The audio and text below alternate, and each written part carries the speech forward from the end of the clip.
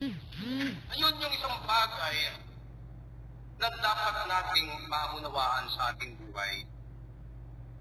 Sa bawat araw ng ating buhay, tanungin ko kayo, kailan po ba kayo pinabayaan ng Diyos?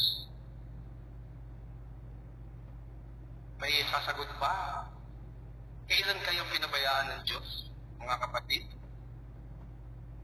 Ano po?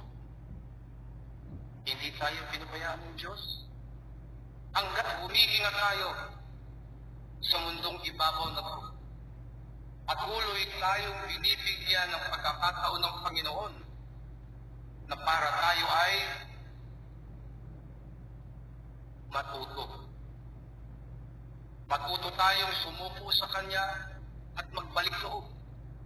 Sapagkat ang nais ng Diyos, ang lahat tayo